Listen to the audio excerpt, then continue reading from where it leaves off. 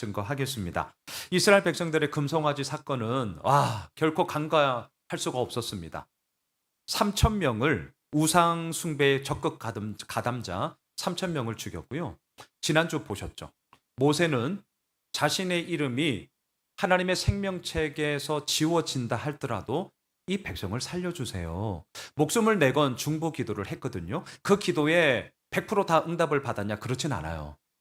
그래서 지난주 제가 말씀드렸잖아요. 간구하면 다 되나? 정말 심정적으로는 여러분 다 됩니다. 이렇게 하면 기도할 맛이 날 텐데 그냥 솔직하게 말씀드리면요. 될 때도 있고 안 될 때도 있습니다. 우리 입장에서 말하는 거예요. 모세도 자신의 기도에 대해서 다 되지는 않았습니다. 여러분 자막 한번 보셔요. 지난주 32장 35절이 이렇게 마쳤거든요. 같이 읽으시죠. 여호와께서 백성을 치시니 이는 그들이 아론이 만든 바 그 송아지를 만들었습니다. 예, 하나님이 치셨다. 그들의 징벌, 그들에 대한 책망으로 지난주 본문이 마쳤습니다. 자, 그러면 생각해 보셔요. 32장이 이렇게 마쳤으니 이 문맥의 흐름상 이제 오늘 우리가 보고자 하는 33장 무슨 내용이 나오겠습니까? 상식적으로 좋은 내용이 나올 리가 없죠. 그건 이상한 거죠. 그건 이상한 겁니다. 자, 어떤 내용이 나오느냐? 오늘 본문 1절로 3절을 보셔요. 여호와께서 모세에게 이르시되 너는 내가 애굽 땅에서 인도하여 낸 백성과 함께 여기를 떠나서 내가 아브라함과 이삭과 야곱에게 맹세하여 내 자손에게 주기로 한 그 땅으로 올라가라. 내가 사자를 너보다 앞서 보내어 가나안 사람, 아모리 사람, 헷 사람, 브리스 사람, 히위 사람, 여부수 사람을 쫓아내고 너희를 적과 꿀이 흐르는 땅에 이르게 하려니와. 근데 그 다음 구절 잘 보세요. 나는 너희와 함께 올라가지 아니하리니 너희는 목이 곧은 백성인즉 내가 길에서 너희를 진멸할까 염려함이니라 하시다. 자, 이 긴 구절을 딱 한 문장으로 이렇게 정리할게요. 내가 했던 약속은 지킬게. 하지만 더 이상 너희들과 함께 하지는 싫어. 요거야. 내가 너희들에게 했던 약속은 내가 반드시 지켜. 그런데 앞으로 너희들과 함께 하지는 않을 거야. 여러분, 자, 이 얘기를 우리가 딱 들었어요. 어떻게 하시겠습니까? 자, 객관식으로 한번 내볼게요. 1번. 하나님이 지키겠다는 약속은 다 지키겠다고 했으니까 그럼 됐고 이제 우리 가나안 땅 들어가서 파이팅 외치면서 우리끼리 한번 해보면 되지 뭐. 자, 1번. 2번. 야, 뭔 소리냐? 미쳤냐? 야, 땅이 뭐가 중요하냐? 하나님이 우리와 함께 하셔야 그 땅에 가서도 앞으로 어떻게 살아갈 것인지를 알 수 있는 거지. 야, 땅만 주어지면 뭐하냐? 땅 니나 해라. 저한테 줬으면 좋겠어요. 땅 니나 해라. 야, 정신 차려. 땅이 문제가 아니고 하나님이 문제야. 뭔 소리 하는 거야? 우리 납작 엎드려야 돼. 회개해야 돼. 하나님 앞에 엎드려야 돼. 야, 정신 차려. 정신 차려. 자, 몇 번? 모르면 긴 거 찍으세요 그냥. 2번. 너무 당연한 얘기인데요. 이스라엘 백성들도 우리의 대답과 똑같았습니다. 이스라엘 백성들도 2번이에요. 오늘 본문 4절을 보십시오. 자, 4절 같이 읽겠습니다. 백성이 이 준엄한 말씀을 듣고 슬퍼하여 한 사람도 자기의 몸을 단장하지 아니야. 그렇습니다. 당연하죠. 이래야 하죠. 지금 하나님의 책망의 말씀을 들었습니다. 질책의 말씀을 들었습니다. 내가 약속한 것은 지킨다. 하지만 더 이상 너희들과 함께하지는 않을 거야. 청천벽력과 같은 이 말씀 앞에 단장하지 아니하니 당연한 얘기입니다. 여러분, 어제 우리 위임, 은퇴, 임직식 때 우리 임직자님들 한복 정말 아름다우셨어요. 너무너무 예뻤어요. 우리 교회 홈페이지에 사진 올려져 있는데 우리 예배 마치시고 한번 쭉 보셔요. 너무너무 예쁘고 너무너무 아름답고 정말 너무너무 귀했습니다. 여러분, 환경에 따라서 상황에 따라서 어제와 같은 시간은 그래도 예의를 갖춰야 되는 시간임에 분명하기 때문에 단장해야 합니다. 너무나 당연한 거고요. 단장하는 것 자체가 잘못된 게 아니지 않습니까? 그런데 오늘 본문은 우리가 어제 처했던 상황과는 너무나 다르잖아요. 책망을 받았습니다. 질책을 받았습니다. 청천벽력과 같은 말씀을 들었습니다. 그런데 이 말을 듣고도 자기 몸을 단장했다? 정말 정신머리가 없는 사람인 거죠. 단장할 짬이 어디 있습니까? 단 한 사람도 단장하지 아니하고요. 치장하지 아니하고요. 전적으로 슬퍼하며 하나님 앞에 엎드려 우리를 살려달라고 이스라엘 백성들은 간구하고 있습니다. 하나님께 엎드렸어요. 자, 이제 저는 오늘 두 가지를 보려고 합니다. 이 상황 속에 엎드린 이스라엘 백성들을 향해서 하나님이 어떻게 하시느냐. 오늘 첫 번째 키워드, 장신구를 떼어내, 이렇게 얘기하시고요. 두 번째 키워드, 내가 친히 갈게, 이렇게 말씀하세요. 자, 이 두 키워드를 중심으로 오늘 말씀을 한번 나눠보겠습니다. 첫 번째, 떼어내라. 자, 뭘 떼어내냐? 5절을 보세요. 오늘 보면 5절 같이 읽읍시다. 여호와께서 모세에게 이르시기를 이스라엘 자손에게 이르라. 너희는 목이 곧은 백성인즉 내가 한순간이라도 너희 가운데에 이르면 너희를 진멸하리니 너희는 장신구를 떼어내라. 그리하면 내가 너희에게 어떻게 할 것인지 정하겠노라 하셨습니다. 여러분, 마지막을 보시면 일말의 여지를 두세요. 장신구를 떼어내. 그러면 내가 앞으로 어떻게 할 건지 한번 볼게. 오, 일말의 여지를 주신다는 것은 너무나 감사한 얘기입니다. 왜 장신구를 떼어내라고 했을까요? 이유는 간단한데요. 이스라엘 백성들이 지금 지니고 있는 장신구는 애굽에서 가져온 것입니다. 애굽의 가치, 애굽의 정신, 애굽의 기준이 그 장신구에 그대로 묻어져 있어요. 이걸 떼어내라는 것입니다. 좀 더 직접적으로는요. 금송아지 우상 숭배를 할 때 금송아지 뭘로 만들었습니까? 이 장신구로 만들었습니다. 그래서 우상의 제물로 섬겼던 그 장신구를 붙이고 거룩하신 하나님께 나아온다는 게 말이 되니? 떼어내, 이 얘기죠. 맞습니다. 잘못된 걸 알았으면 고쳐야 됩니다. 내가 잘못된 걸 가지고 있다, 그러면 그것을 버려야 합니다. 잘못된 걸 다 움켜쥐고 내가 하나님께 나아갈 수 있습니까? 거룩하신 하나님께 나아간다? 말이 안 되죠.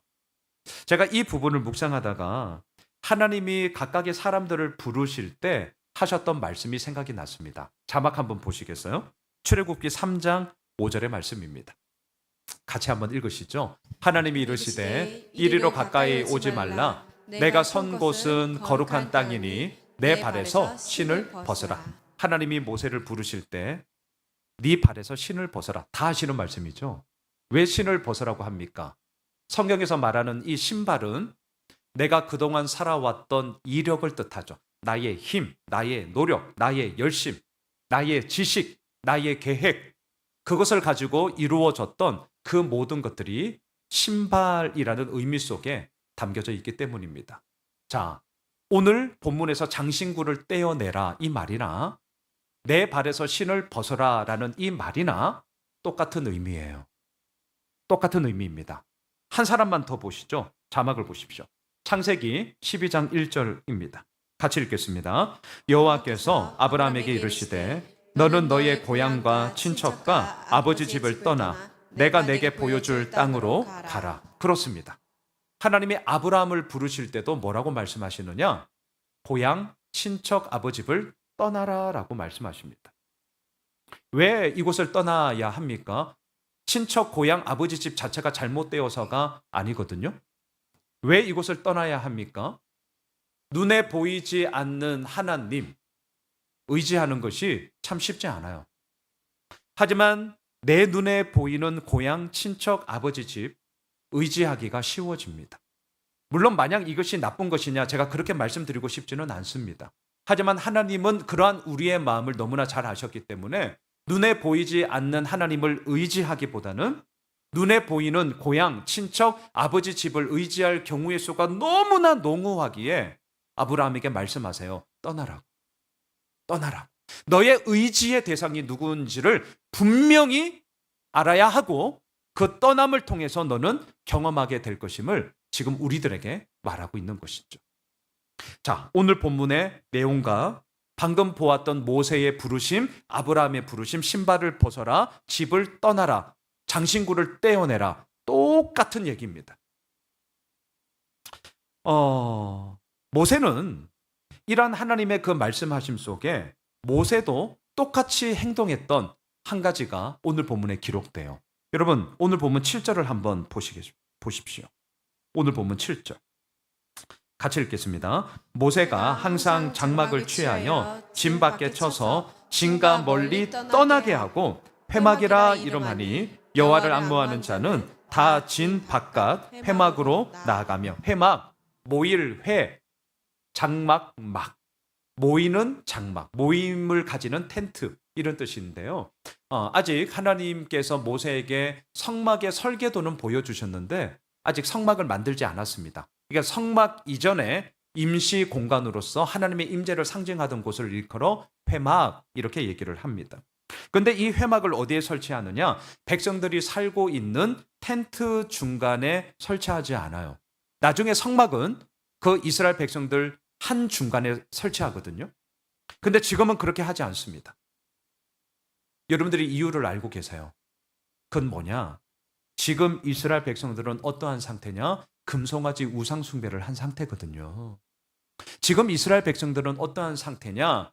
죄악의 범죄함 가운데 여전히 책망과 질책을 받고 있는 그런 백성들이거든요. 그런데 그들 가운데 거룩하신 하나님의 임재 상징인 회막을 떡하니 갖다 놓은다면 이들이 어떻게 생각하겠습니까? 내가 이렇게 죄를 지어도 뭐 그다지 큰 지장 없네. 내가 살아가는데 큰 어려움이 없네. 이렇게 오해를 한단 말이죠. 그래서 백성들은 장신구를 떼어냈고요. 모세는 하나님의 임재의 상징인 회막을 멀리 떨어져서 이스라엘 백성들과는 거리를 둔 모습으로 하나님의 이루어 나가심을 지금 우리에게 보여주고 있습니다. 오늘 제자반에서 우리 제자반 식구들과 나눌 주제가 오늘 본문과 공교롭게 똑같아요. 오늘 주제가 뭐냐면 당신의 인생을 하나님께로 조정하십시오라는 거거든요. 당신의 인생을 하나님께 조정하세요. 자, 순종을 말하기 전에 먼저 조정의 시간이 있어야 합니다. 이건 이제 우리가 제자반에서 오늘 우리가 나눌 내용인데 이런 게 있어요. 한번 들어봐 주세요.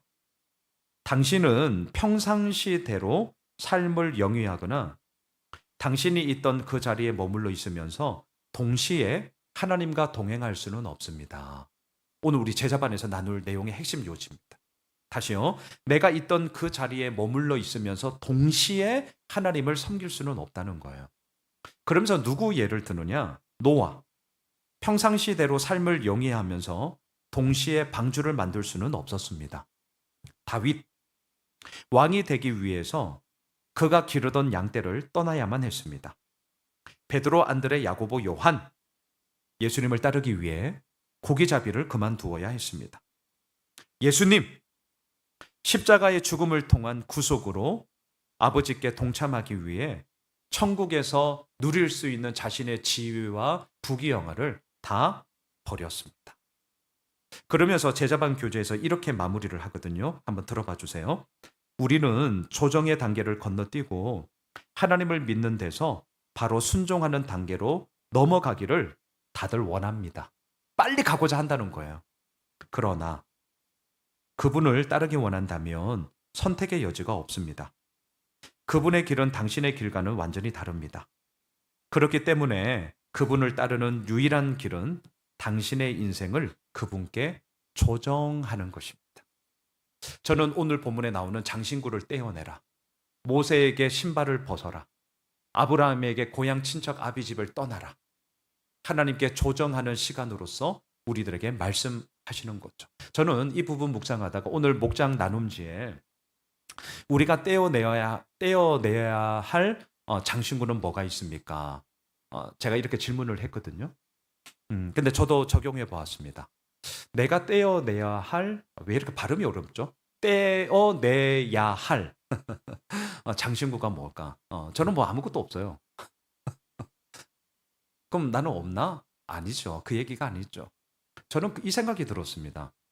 가끔 아내가 저에게 이런 얘기를 해요. 여보, 자기는 다 뭔가 판을 만들어 놓고 그리고 나서 성도님들에게, 그리고 나서 교회의 어떤 사역에 대해서 이렇게 제시하려고 하는데 그건 나는 좀 아닌 것 같아.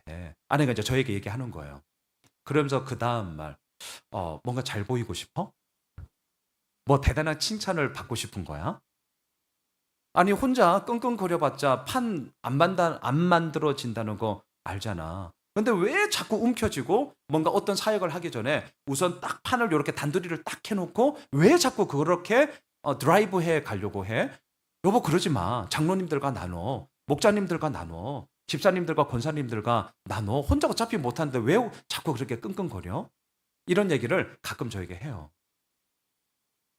제가 오늘 말씀을 묵상하면서 제가 떼어내야 할 장신구가 이거구나. 제가 그래서 기도하고 있습니다. 지금.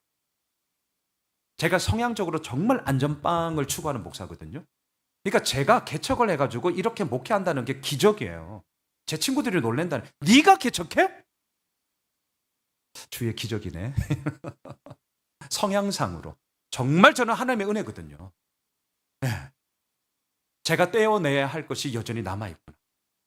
말로는 하나님이 하신다고 하면서, 설교 때는 하나님이 하신다고 하면서, 정작 어떠한 것들을 이루어 가고자 할 때는 내가 판을 다 만들어 놓고 그것 안에 예수오미술교회 성도들이 승선해서 자 이제 우리 이렇게 가면 됩니다 라고 짜잔 좀 멋들어지게 보이고자 하는 와 그래도 우리 목사님 대단해 라는 얘기를 내가 여전히 듣고자 하는 내 마음에 숨겨진 이 은밀함이 있구나. 이걸 내가 떼어내야 된다. 제가 이 말씀 준비하면서 기도하고 있어요 사실은. 자, 두 번째, 하나님이 오늘 우리에게 뭘 말씀하시느냐? 친히 가리라 이렇게 말씀을 하셔요. 모세는 출애굽기 32장에서 두 번 이스라엘 백성들을 위해서 기도했잖아요. 지난주 보았습니다. 첫 번째 기도는 하나님의 응답을 받았고요. 두 번째 기도는 지난주 우리가 보았던 것처럼 기도 그대로는 응답 못 받았습니다. 백성들의 책망, 백성들의 징계를 받았거든요. 그리고 나서 오늘 본문 12절 한번 보세요. 오늘 본문 12절. 이렇게 기도를 또 합니다. 같이 읽겠습니다.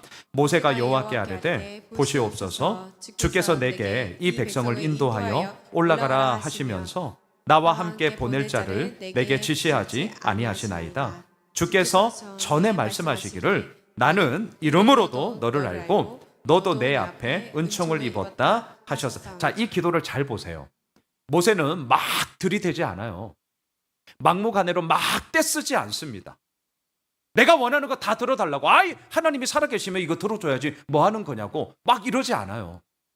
이 기도를 잘 보시면 말미에 뭐라고 말하면 주께서 예전에 저에게 말씀하시기를, 이걸 다르게 말하면 하나님 이전에 저에게 약속하셨잖아요.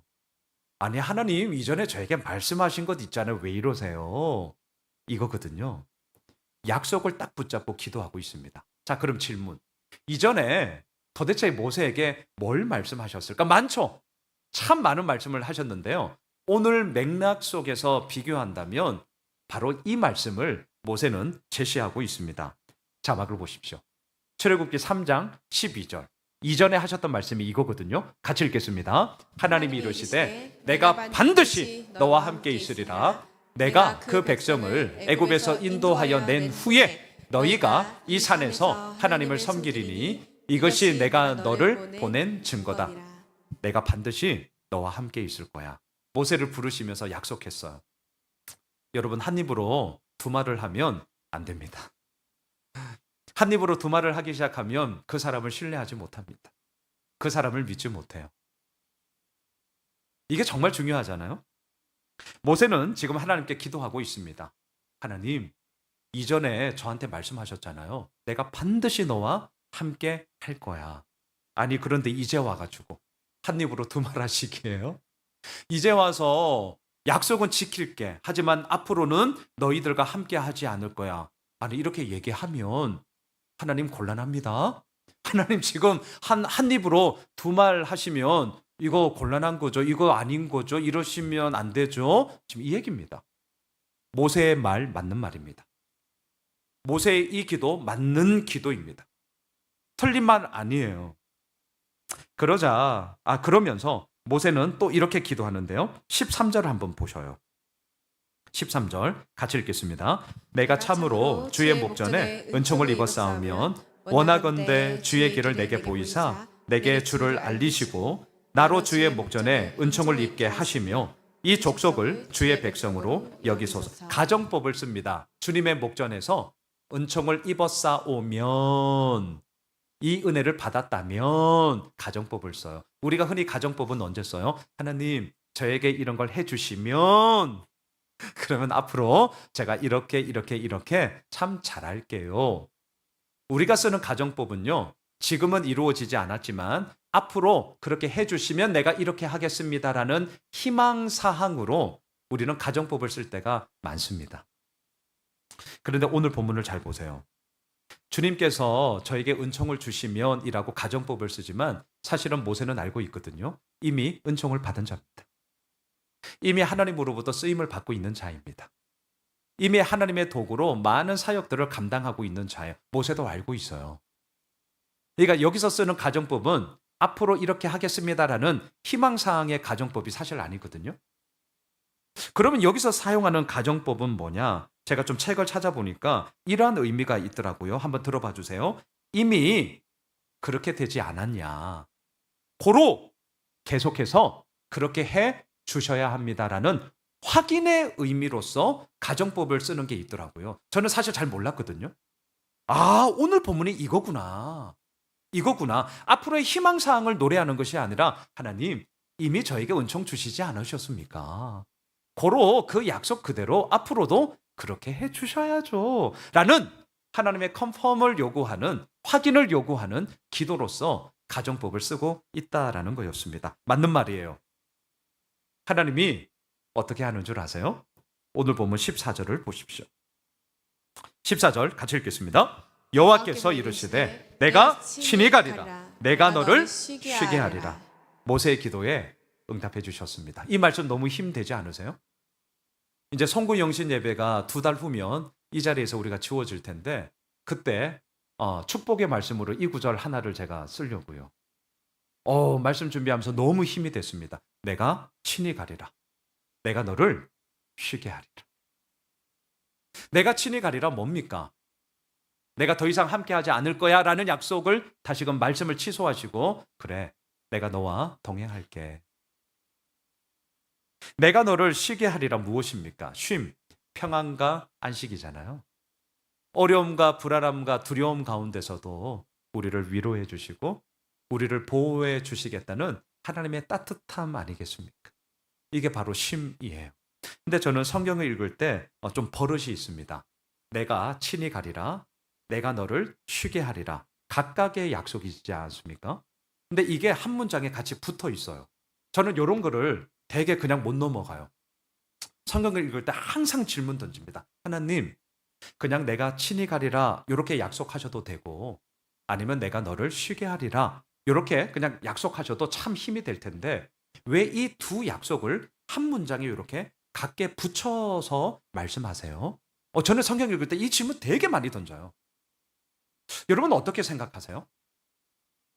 왜 내가 친히 가리라 이 약속이랑 내가 너를 쉬게 하리라 이 약속이랑 붙여 놓았을까요? 분명히 의미가 있겠죠. 어렵지 않습니다. 그냥 이겁니다. 하나님의 친히 함께 하심, 하나님의 동행함이야말로 내 삶 가운데 진정한 쉼, 평안과 안식, 위로와 보호, 하나님의 따뜻함을 누릴 수 있는 원천이기 때문이에요.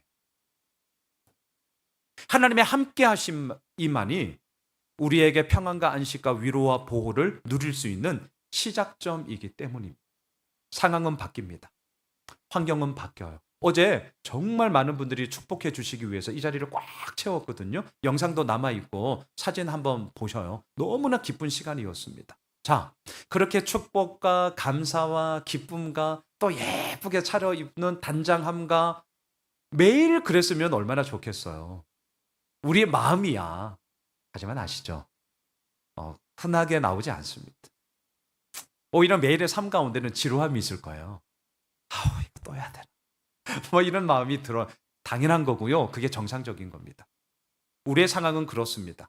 하지만 우리의 모든 삶 속에 하나님의 친히 행하심, 오늘 이 약속의 말씀을 우리의 말씀으로 붙잡읍시다. 내가 친히 가리라. 그 하나님의 약속 속에 우리에게 주어지는 결과가 있어요. 내가 너를 쉬게 하리라. 평안과 안식과 하나님의 위로와 하나님의 따뜻함이 우리의 삶 가운데 펼쳐지는 것이죠. 말씀을 정리할게요. 어제 위임, 은퇴, 임직식 제 소감을 말씀드릴게요. 제가 어제도 잠깐 말씀드렸지만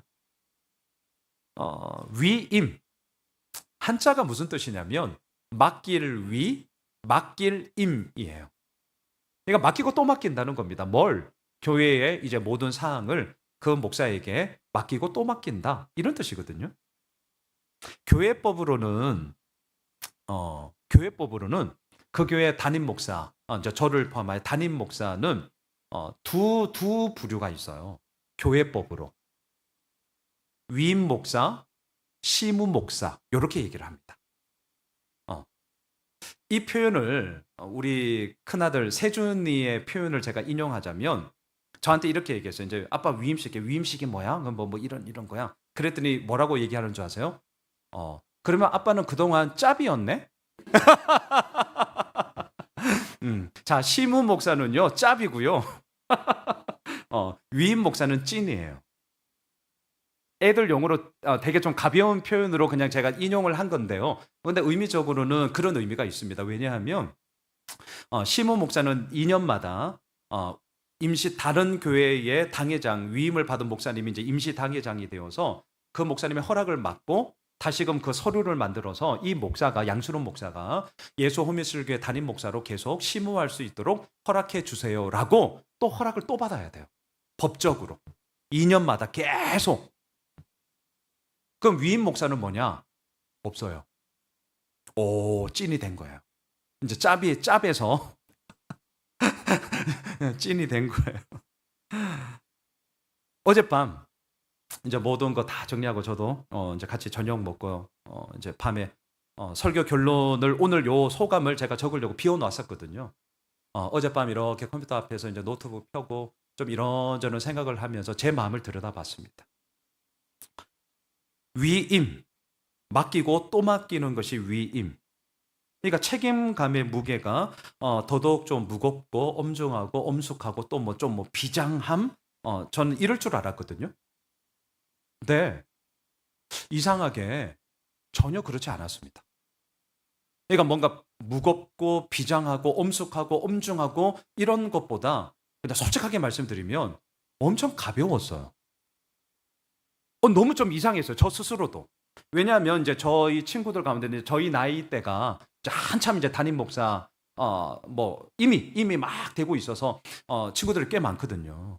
그럼 이제 이런저런 얘기하면 이제 위임 받고 난 친구들은 뭔가 좀 마음이 무겁고 책임감이 무거워지는 건 맞죠. 무겁고 좀 엄중하고 엄숙하고 좀 내가 좀 다 더 잘 목회에 있어서 좀 비장함을 가지고 하나님 앞에서 성도님들을 위해서 내가 나아가야겠다. 뭐 이런 얘기들을 마음의 얘기들을 많이 나눴거든요. 근데 나는 안 그래. 무거움이 아니라 엄청 가벼웠어요. 내가 이상한 건가? 뭐지? 좀, 예, 예. 너무 제가 이상해서 저 스스로가. 그래서 이제 그 다음 질문. 내가 왜 이러지? 계속 생각해 봤어요. 내 마음을 계속 들여다 봤어요. 왜 그러냐면, 무거움이 아니라 왜 양순홍에게는 가벼움인가? 두 가지의 분명한 답이 그때 제가 알게 되었습니다. 저에겐 딱 두 가지 답이 있었어요. 첫 번째. 우리 교회가 지난 8년간 저는 정말 감사하거든요.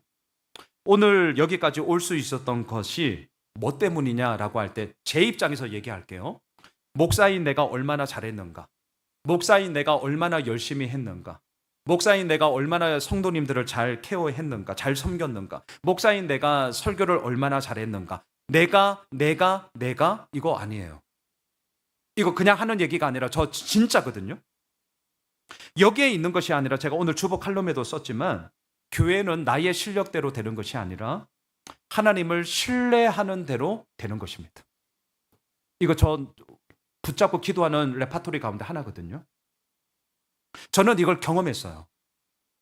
하나님이 행하시고 하나님이 이끄시고 하나님이 이루셔야만 된다는 것을 저는 여실하게 경험했습니다. 지금도 그 경험을 하고 있습니다. 저는 분명해요. 그래서 무거움보다는 저는 가벼웠어요. 그래서 무슨 말씀이 들었느냐, 생각났느냐? 수고하고 무거운 짐진 자들아 다 내게로 오라. 내가 너를 쉬게 하리라. 와, 이 복음서의 말씀이나 오늘 출애굽기 내가 친히 가리라. 내가 너를 쉬게 하리라.